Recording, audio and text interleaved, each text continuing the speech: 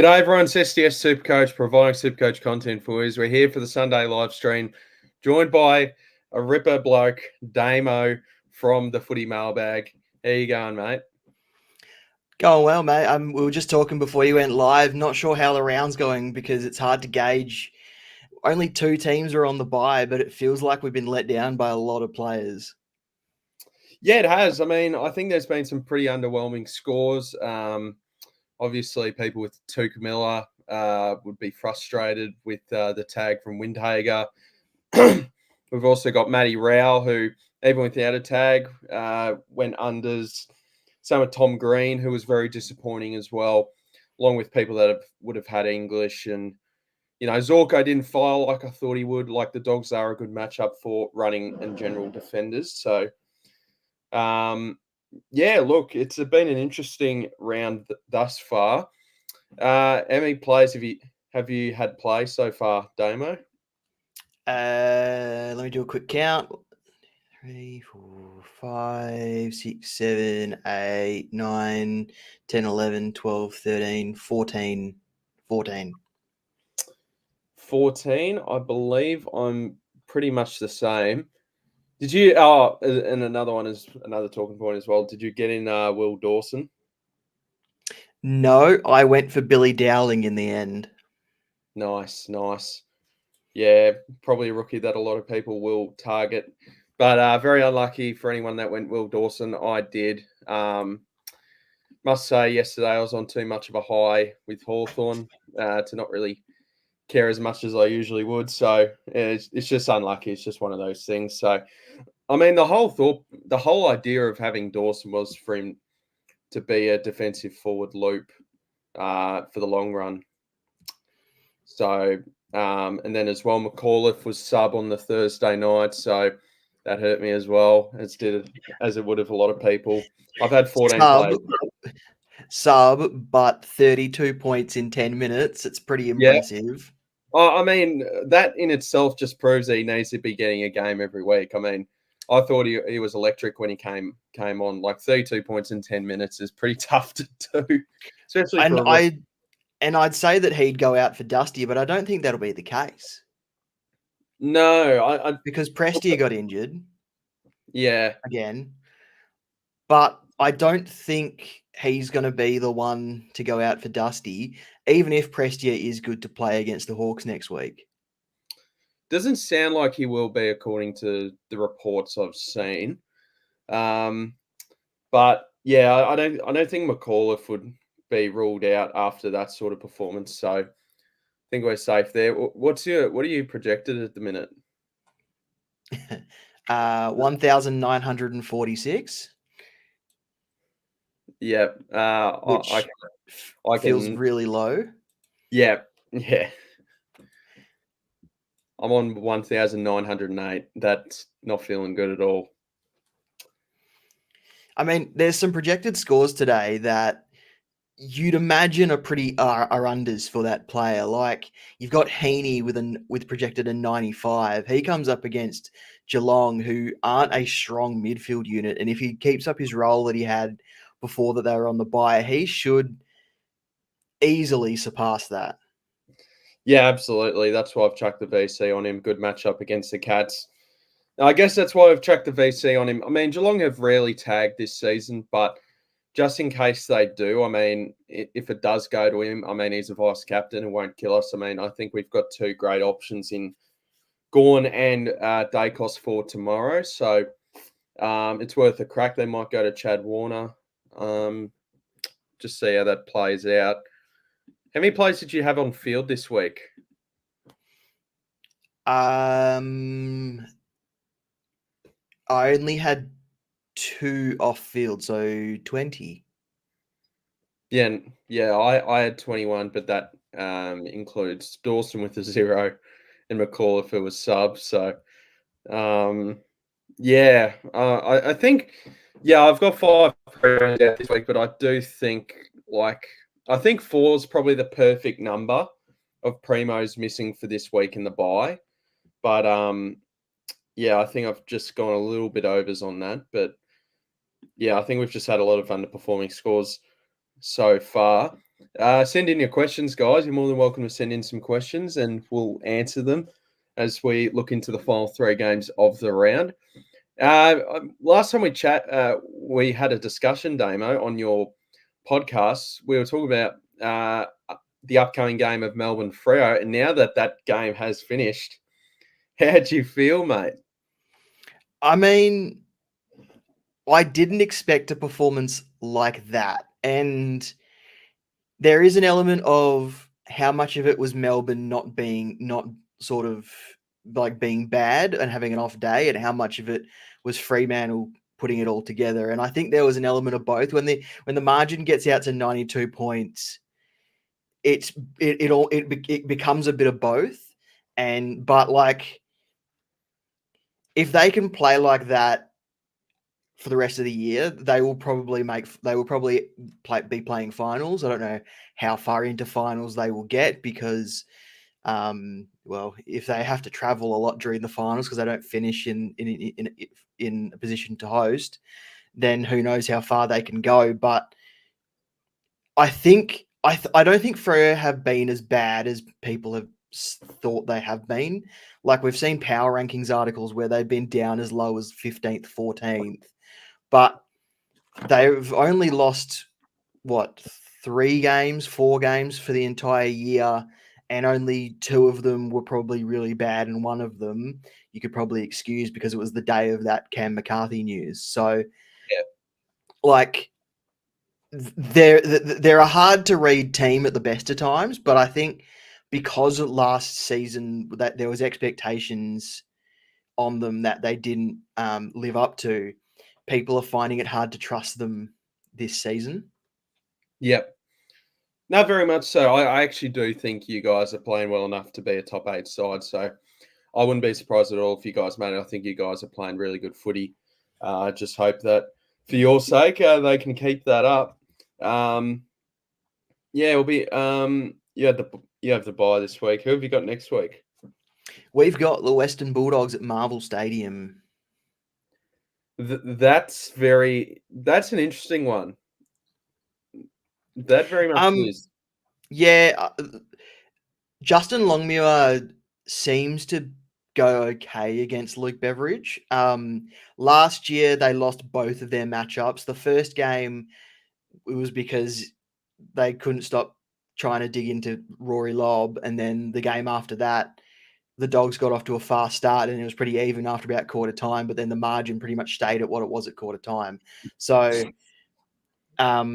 I really hope that they don't dig into Lobb if Lobb is out there next week. But no, I think they'll get the Bulldogs at a good time, but the Bulldogs will want to respond after the Brisbane performance.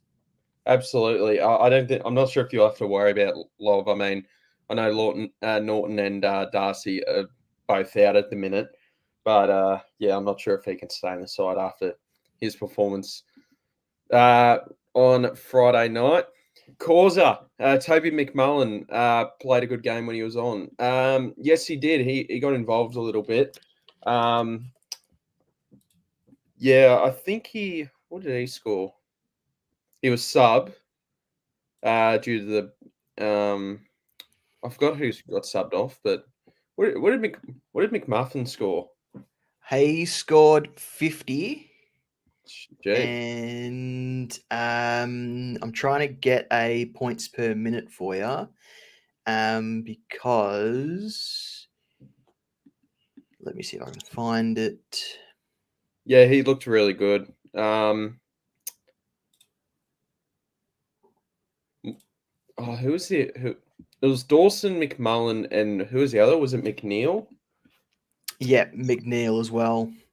I don't think he did too much. Yeah, 43. So might be the pick of the bunch, but out of the 3 this week. But once again, it does seem like the sub rule has probably killed off another potential rookie. But Giants wouldn't be too pleased with their performances recently, so he might be one to be dropped, that sort of thing. So, yeah, I thought McMullen looked really good, Causa.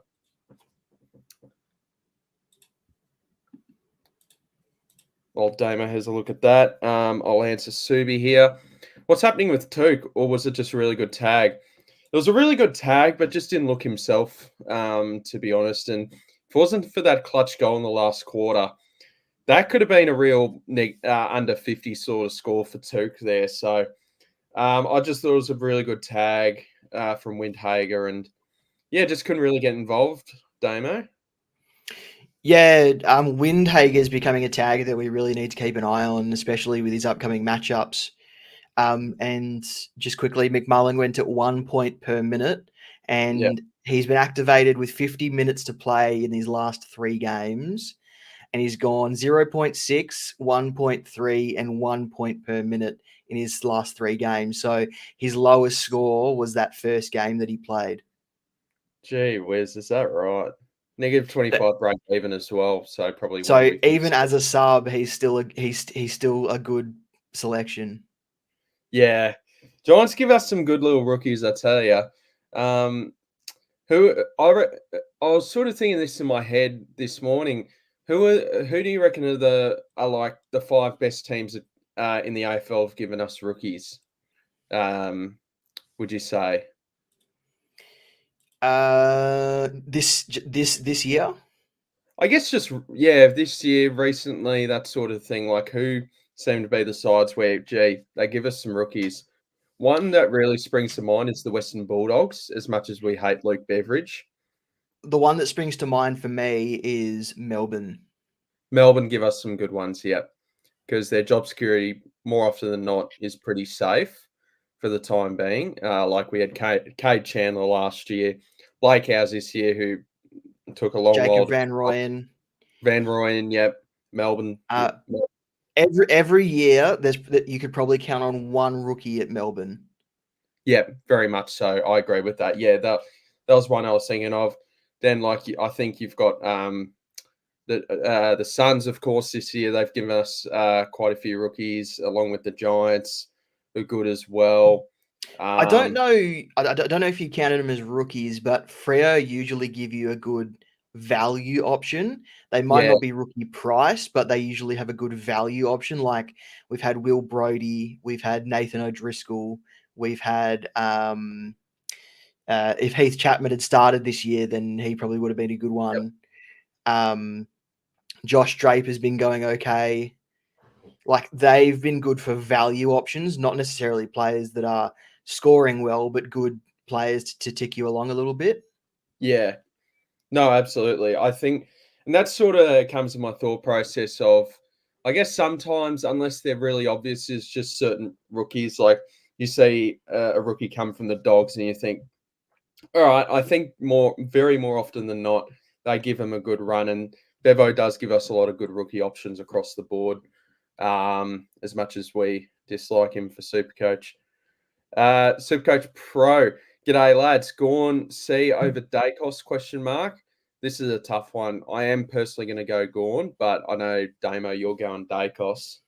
Yeah, I'm going Dacos, but Gorn against Darcy Cameron and what's looking like Nathan Kruger could go massive as well. So I don't think either of them will score too differently to each other at the end of the day. I think it might be 10 points in it. Yeah. As we know with Nick Dacos as well, there is a medal on the line, so that also comes into consideration as well. But I think the thought process with Gorn for me is that Melbourne have been just absolutely been smashing the media. I think Gorn can have a captain's type of performance. I mean, I totally forgot about Nathan Kruger potentially coming in this week, but I don't know. I just like the matchup.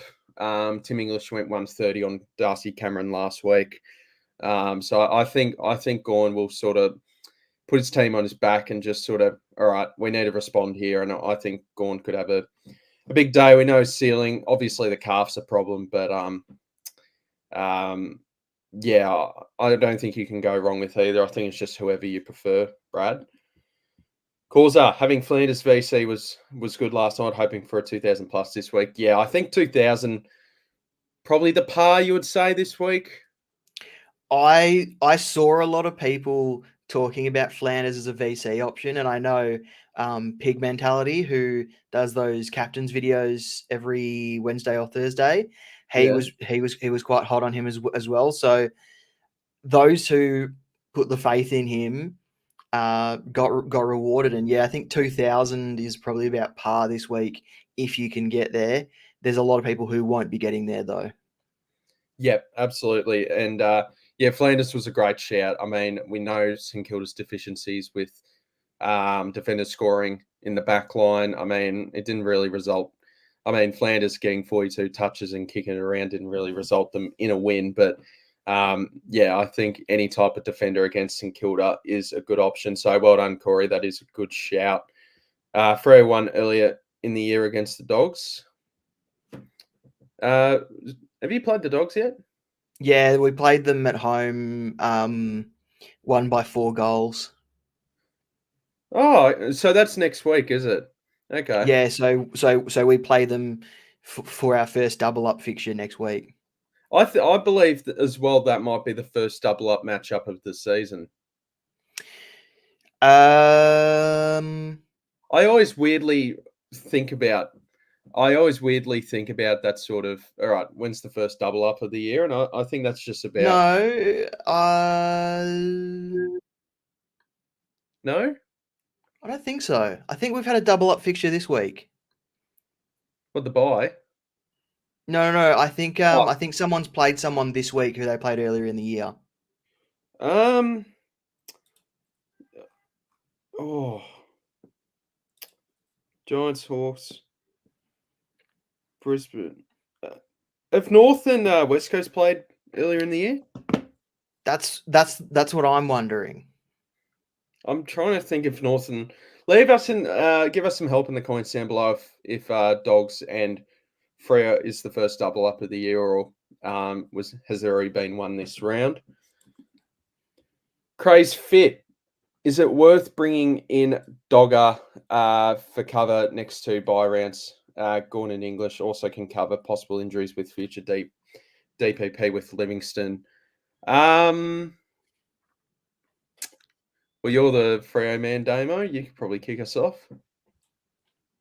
I think Luke Jackson's going to finish a top 6 to 8 forward from here. I think people's frustration with him is that he's not repeating the heroics of the early rounds, which I get it, because you expected it at 130, 140 while Darcy was out, and you expected him to continue and that chemistry to sort of continue throughout the year. But from here, I genuinely think he could be a top 6 to 8 forward on total points. Not so. I think bringing him in as cover, even bringing him in to finish your forward line, is not a bad option at all. Yeah, I don't see any issues with it, Craze Fit. I've had Jackson the whole year. There's been a couple of mammoth scores. There's been some disappointing ones, but with I don't think Jackson's been that bad this year, and he gives you ruck forward cover. And but I would probably wait a week or two because his break even's 135. If you can get him in as cheap as you can, that would be great. But do keep in mind Jackson does have that massive ceiling. Just looking at Luke Jackson as well, he's only had 3 scores below 85. Yeah. I think he's just had a lot of scores of like in between 70, like 80 and 95. I think he's just had a lot of them, which isn't bad. He's got a massive ceiling, so he's one of those players that you could loop as well if you really, really wanted to. Yeah. He's probably a good loop as well for the run home. Yeah, I don't see any issues with bringing Dogger. Maybe just wait a week or two. Bodie Hewland has to be close to be the best rookie of the year. Started 137k, went under the radar, 95 in his last 5, and could be 400k after the bye. Yeah, I think there's always probably one SuperCoach rookie that everyone just misses, and he just turns into a great rookie. And I think this year it might be Bodie Hewland. Last year it might have been like Dylan Williams, but that was due to a sub game. Jeremy Sharp flying under the radar. He's above 400k. A lot of people would have cashed him in at this week because he's on his bye, but he started 123k. He's played every single game, never been the sub, never lost cash at all this season, and is now 404k. And sorry, he has lost cash once this season. My mistake, but he's got to 404k, made 280k on his starting price. That's pretty much exactly what you want from a rookie. Yeah, Sharp's been one of the best rookies of the year. I guess as we sort of wrap up rookie season as well, because now we're probably just starting to bring in rookies to cover for our bench at this point now. Who would you say have been the 5 best rookies in SuperCoach for 2024? Oh, I'm going to say Sharp. Yep. I'm going to say, Wilson? Yeah, Sharp, Wilson, Reed, Harley Reid. Yep, Harley Reid. Probably Sam Um, Darcy's up there. Sam Darcy. I know we were disappointed by him in the end because he didn't get as many games as we thought, but Jordan Sweet did his job. Yeah. He doubled his price, and we were able to still cash him in at his buy. And he didn't get to 400k plus, but he definitely did his job. So I think he deserves an honorable mention, even if he's not in the top 5. Yeah. And I think another one we can't forget is Matty Roberts. I still reckon has been one of our best rookies of the year too. Yeah, for sure. And if you cashed out on him at the right time, it would have been an easy swap to someone who had come all the way down in price too. So, Oh, absolutely. Yeah. Nah, he's been terrific. Is there anyone I've really missed? I don't think so. I think they're really maybe Sexton, if people held on to him potentially, but I think a few people have him, but I don't think he's actually maybe not, because a lot of people would have traded him out before he came back into the side, and it's like, I don't know. I think he probably made his money a bit too late there. if we're talking about players that have made a late run, Joel Frazier at the Dogs, he's looking like he's going to be a good price to cash in at the Dogs buy in round 15. He's probably Yeah. going to be about 325k or thereabouts. So Yeah. he's someone who has done their job in the middle part of the season, like we want. Yeah, and a couple I'll throw out here is the big decision between Rebel and Sullivan. I think they've both been very good rookies for us in the midway point of the year. So if you went with one of them, you didn't really go wrong there. SuperCoach lock Zorko VC next week. Oh yeah, he's got St Kilda, doesn't he? I was having a look at the fixture for next week. The captain's options look grim, so I think he's. Let's have a look. So okay, Friday night you got Brisbane. So Windhager will probably go to Neil. So Dunkley becomes an option. Yeah, he'll go to Neil. Jared Berry will probably go to Jack Steele. Yep. So so Zorko probably in that game. If the Dogs aren't going to tag anyone in the midfield, you've got Sarong fresh off the bye. You've also got Luke Ryan, who always seems to score pretty well. Yeah, true. Richmond Hawthorn. If you were one of the people who jumped onto Will Day, he's probably a vice captaincy option. Dusty Martin always seems to go well in his milestone games. If anyone has him, I'm so annoyed that his 300th is against us. Crows against the Swans at Adelaide Oval. I still really like Heaney, Warner, Grundy, those sorts of players in this game, potentially as a C option to fall back on. Yeah, North Melbourne, Collingwood. Well, you got Nick Dacos. Dacos. as the obvious one. I also really like Harry Sheasel as well. He seems to have settled into that midfield role again, so he's scoring like we like him to. So he's another option, but late in the round, I don't know if you want to go 2 weeks in a row with a late VC option and then C option late in the day with Butters against the Giants, or hopefully Tom Green responds after his late Nah, there's brain no way fade. you could Tom Green at the minute, could you? Look, if you had no one and your VC didn't work out, I would put a flyer on Tom Green. Okay, fair enough. Yeah, I reckon yeah. I reckon you can pencil Tom Green in at NG Stadium for a 110 plus. Against one of the tough midfield matchups, you reckon? Yeah. Okay, mate, I bloody hope so. Actually, you've explained that really well. We've actually got a fair few options here. Yeah, it might be maybe Zorko into Dacos or Heaney, probably early thoughts, but still a lot of time to think through this. We've still got 3 games to go this round. Thank you for breaking that down, Damo. But yeah, Zorko will be a good option next week. Kevin, going Grundy VC as a pod. I like it. Got Reece Stanley. Yeah, So, yeah. I don't love it as much. If it was Conway, I'd definitely do it. But yeah, I think Grundy could still do pretty well. Scores very well at the SCG, but Stanley in probably hurts that a little bit. But I think this could still be a very safe score.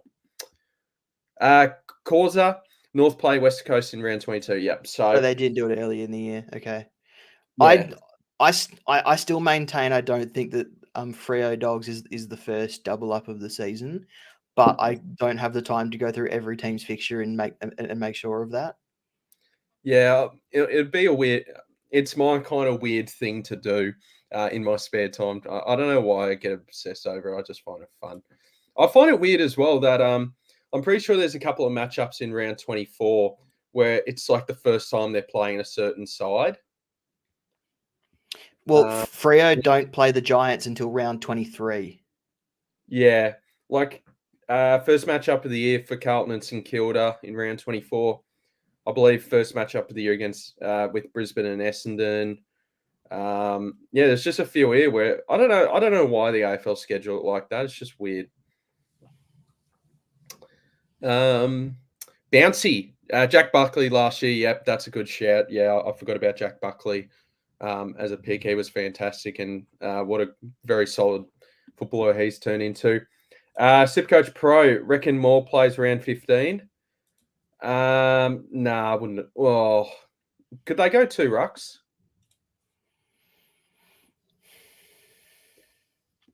I think Jared Witts is old, and I think anything's possible to try and keep Witts's body protected. Yeah, I think clubs are going to go in very hard for Ned Moore. I do like him a fair bit as a player, so he'll have the Dockers if he does survive. I don't know. Would you almost just cash him in with the Suns having the bye next week, or would you just wait and see if Witts gets named? I mean, you could see if he gets named or not, and then cash in before round 15. Like he's not going to lose cash or gain cash, so it's not like he's going to change in value over the buy round. And if he's not named, then you just make him part of your plan heading into round 15.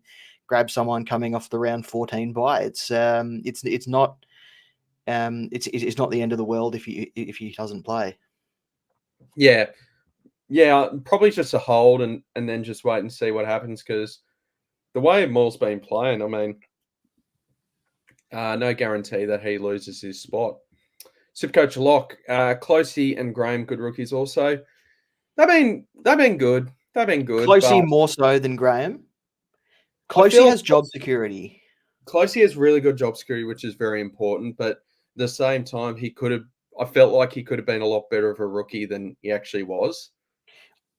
I don't know how he's went from going 90 plus in his first 4 games to struggling to get 40 in his next handful, because I don't think there's been a role change. Like unless someone can show me that there's been a role change, I don't see why he should have slowed down. Unless he's just ran out of legs, like, but I don't know. I mean, he's playing wing. It's a pretty taxing role. I believe this is his first year in the system, but yeah, I don't know. I don't know what's happened to Closey. I've still held him because I'm dumb, but yeah, I think everyone will be trading him out next week if they didn't last week. And then Graham's been all right. He's been good. Did you jump on Lockie Neal? No, I've gone Golden. What's your projected score? What's your predicted score for Errol Goulden? What do you think he's going to score? Tough to say. Like, first off with this pick, I just reckon he's so fun to watch. So that's part of the reason why I've gone with him. I think Geelong's a good could be a good matchup for him. I don't know. I don't want to jinx him, but I think he can do 110 today. I think he can, and I bloody need him to because, yeah, this round has been awful for me. So I don't know. I don't think it's the worst matchup. But I think he had a good score last year against Geelong at the SCG. He scored terribly at GMHBA last season. Yeah, he scored 124 at the SCG last year. I don't think he'll get attention. So I don't know. I think I would have preferred Neil, but I just couldn't afford it. So I've just gone with Goulden and just hope for the best. I had an option of using 2 trades to get Neil and a rookie, or using 3 trades and get Whitfield, Fisher, and a rookie. And I went for Whitfield and Fisher in the end. So I got 120 and then 108 and then 63 from my 3 trade-ins, cashing in Closey, Sweet, and Sharp. You've probably chosen the right move there, mate. And also as well, who do you for people, including myself, having a look at defenders next week? Would you prefer for the run home Whitfield or Blakey? Or do you reckon they about average the same? Much of a muchness. Yeah. I think Whitfield has the ceiling to be a top 6 defender, but Blakey, I think, is more of a safer bet. I don't know. Yeah.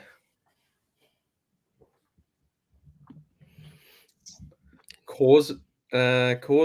Lots of people didn't get Sharp because he had that illness in pre-season, and lots dropped out of the pick. I think that was, I would say that was part of the reason as well. They just didn't have that much data heading into the season. I think that's why a lot of people went Clark. But I'll tell you what, if you ended up with Jeremy Sharp, fantastic result, Damo.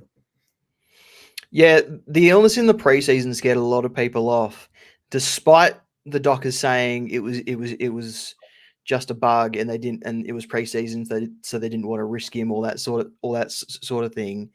A lot of people went off him, and there was a lot of people who thought he wouldn't be best 22. There was a lot of people who thought he was brought in as depth, but from the moment he entered the door, from the moment he was 123k, he was in my side, and I kept telling people to start him. He's going to be that wing role.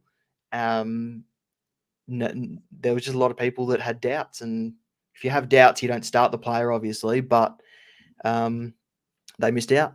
And there were lots of people that traded him in on his bubble, and it's like, I get it, but the role was always going to be there. The scoring was always going to be there.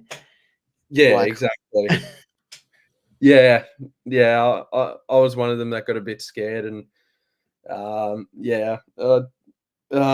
it's just a massive regret. But I tell you what, it's been a fantastic rookie for people in SuperCoach, and also been probably just about one of the best value pickups in the AFL this season too.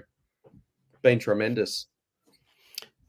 Being underrated, I don't think people realize that he was an off-season recruit. Like, I'm seeing a lot of discussions about the best off-season recruit, the value off-season recruit, and Massimo D'Ambrosio is rightfully in the discussion, but they're not. But Jeremy Sharp's not even getting a mention. I reckon Sharp's been better, but Massimo's been fantastic.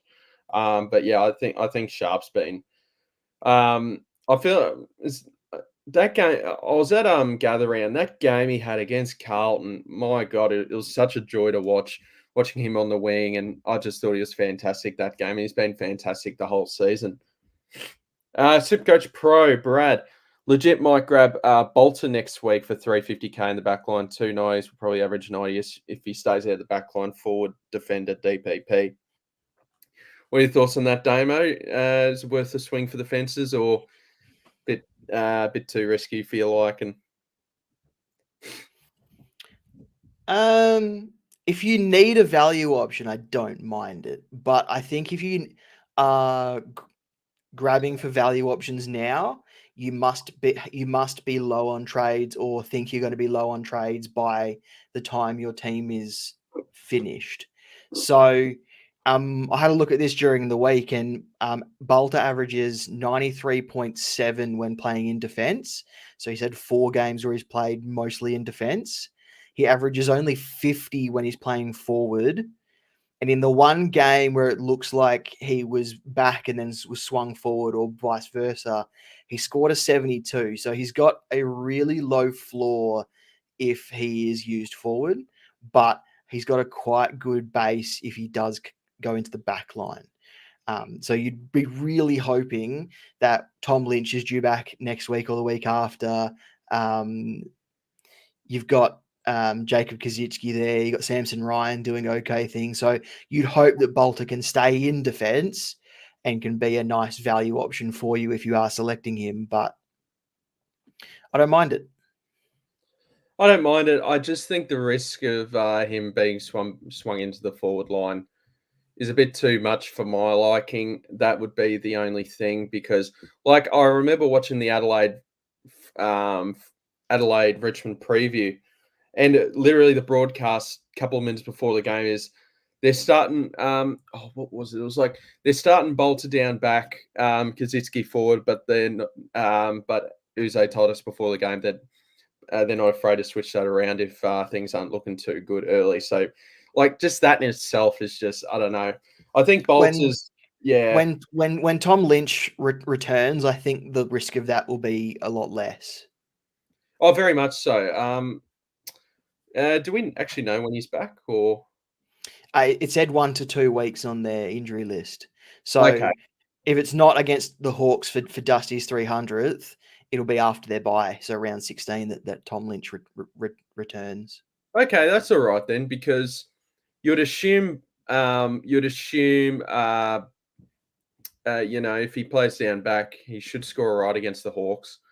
They've leaked a fair few points down back, but if Lynch is coming back next after the bye, then that's promising for Bolter there. So, Brad, you are the Richmond man, so I know your personal feel will probably be better due to being a Richmond supporter. So just back your instinct and just see if it goes well there.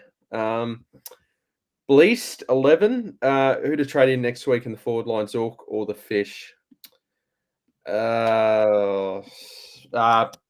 What's? I reckon they'll both be similar prices. Just about. Fisher might be a little bit less. And the thing is, they're both an injury risk as well.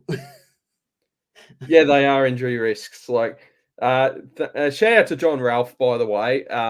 Shout out to John Ralph, who said, "Don't worry, super coaches. It was just cramp for Zach Fisher." So thank goodness for that.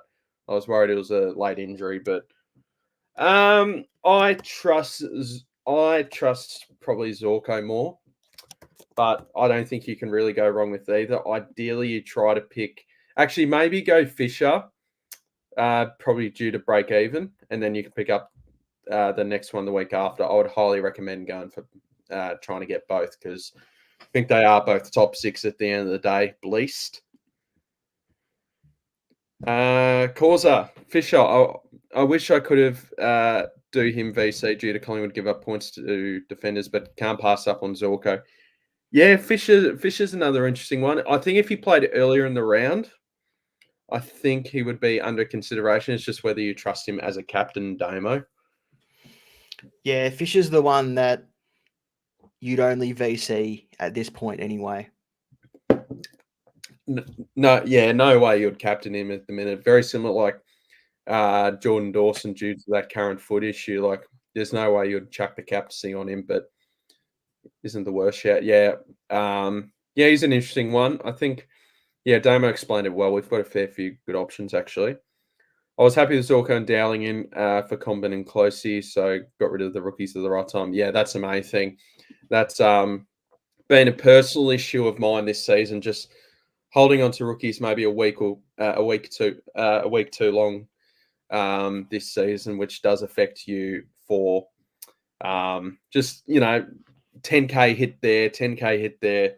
It does accumulate throughout time. So my best advice for the run home, especially with people still looking to complete their teams, is try and find someone or somewhere that can project scores for you and start making some trade targets and then planning who you're getting rid of and when. And it might get to a point where there's a rookie that has a really boom game and their break even comes all the way down and you'd be tempted to keep them. But if you're bringing in a player that's going to bottom out in price that is scoring way better than them anyway, get the points. Don't worry about the cash in this last part of the season.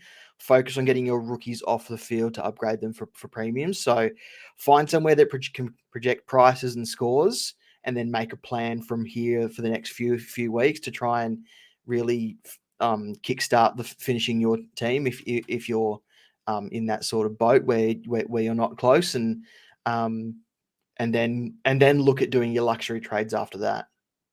Absolutely. And while we're on that as well, who are your personal targets to finish off your side as we near the end of upgrade season?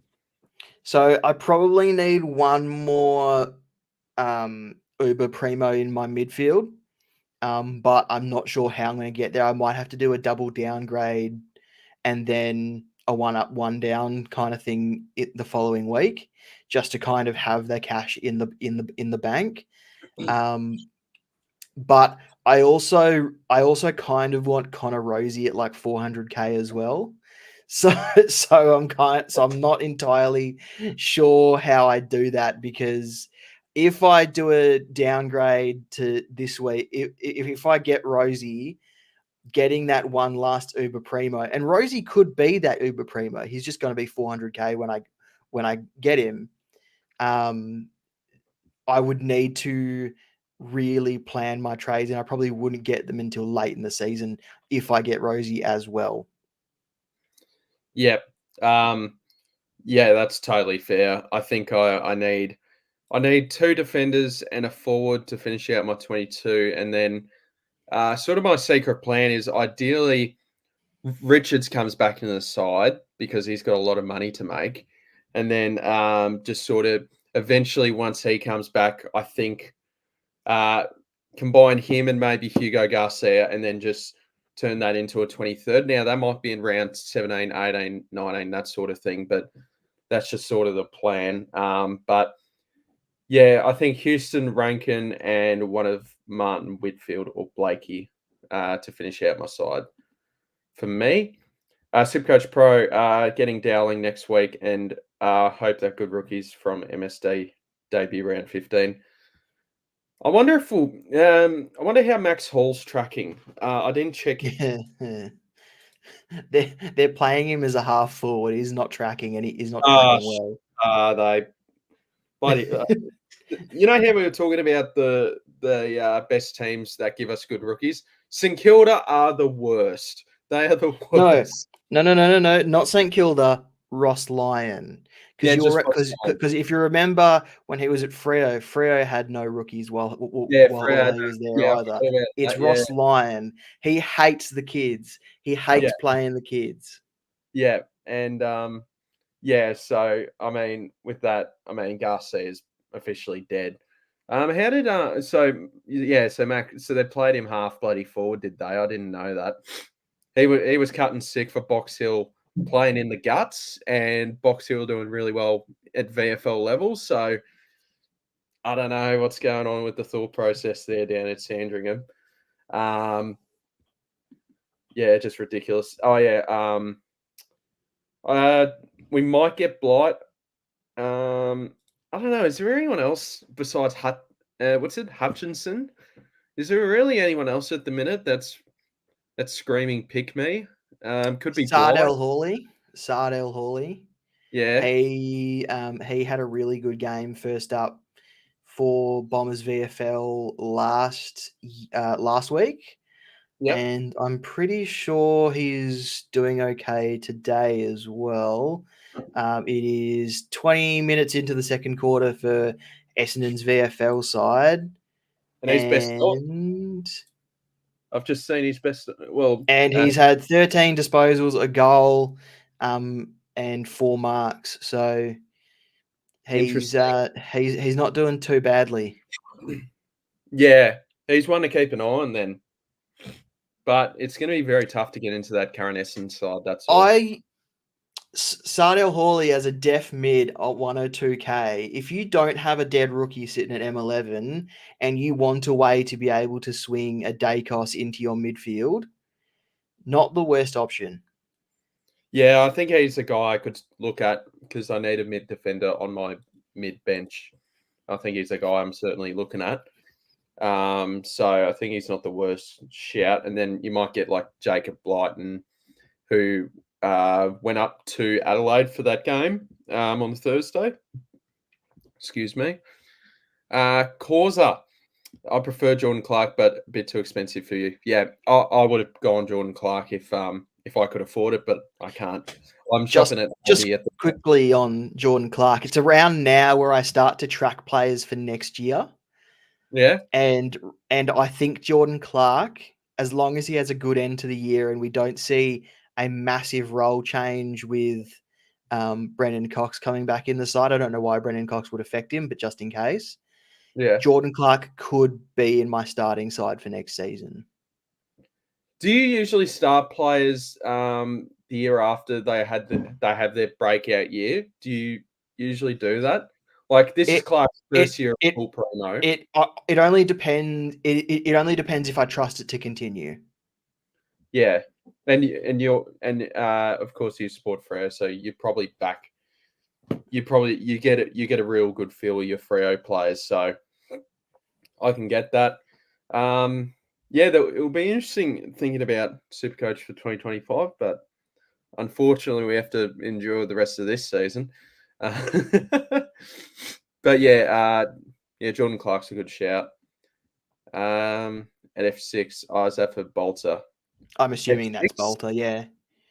But we'll be pushed. So for F6 for now, and then push to F7, D7. Yeah, I like. Yeah, I don't mind that. Fine. Yeah, good.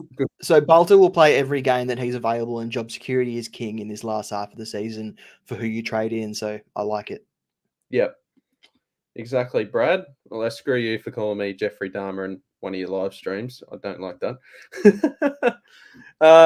Bouncy, worst pick of the year, brought Bolton in after his 140 against Freo at 550. Is he a certain guy you might have a look at, Damo, as a guy who could become really cheap?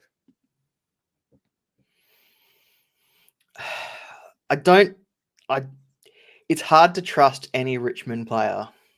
And I think Richmond are on the up. I think once they get some cavalry back that can come back, obviously not the guys who've done their ACLs, but when they can get players back, they will be a competitive team in this back half of the season. I don't think they're as bad as their ladder position suggests. Agree. But they're still hard to trust because we haven't seen Adam Uze's system in full flight because of the injuries. Yeah, I'm not sure if I can go there just yet.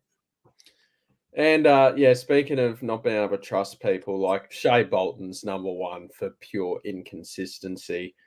He's not scored a ton since round 5. So, yeah, if he gets to like 350, I might consider it. But, gee, it's hard to trust Shy Bolton at the minute, to be honest. Do you say Shay or Shy?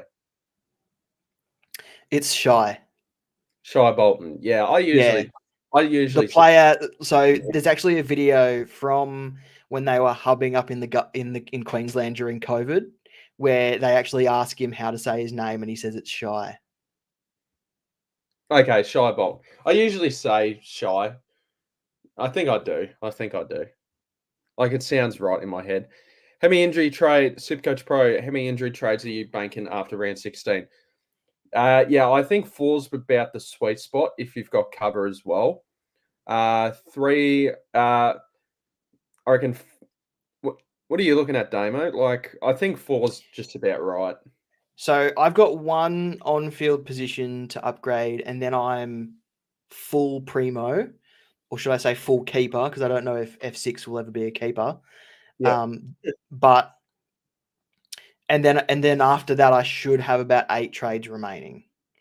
So I'll have the opportunity to do a luxury trade or two if I want to. But I think it also comes down to how much money you've got in the bank as well. Having 4 trades and no money in the bank probably doesn't help you as much as you think it does, because you'll need to use 2 trades to offload someone if they've really lost a lot of money. Yeah. Unless you go for someone who's probably come down in price, not very reliable. I mean, it depends who gets injured, of course, but that's what you go think about. So if you have 4 trades and 100K in the bank, you're probably sweet. If you have 4 trades and you've gone to zeros on your 5th trade that you've just used, maybe 4 trades isn't safe for you at all. No, like, imagine if Tom Green got hurt right now. What could you do? You'd probably go to Connor Rosie. Yeah, you go to Rosie. Yeah, actually. Rosie will probably score Tom Green the prick the way he's going. Yeah, or Cornelio in a few weeks' time. Yeah, it would be one of those 2 guys, one of those guys that has come down in price pretty drastically. Yeah, oh, for sure. Supercoach Pro, haha, sorry, save apology. Yeah. No, you're all good, mate. You're all good. I'll tell you what, your bicep scared me, so I won't say any more. Bolton will be good now. We get players back, so scores will be better, as Damo has said. Yeah. But yeah, I just remember in 2021 where he just totally burnt me.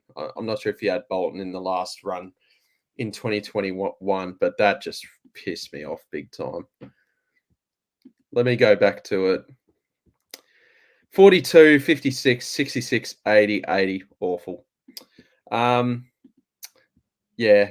No, I don't mind Bolton if he can get down to like 350. Kevin, what do you think of Sharp as M9 or Sexton as F7D7? If you get it both, I think that's totally fine. Yeah, both is fine, but if you had to choose between one or the other, I'd go Sharp. Sexton. Oh, Oh, okay. really?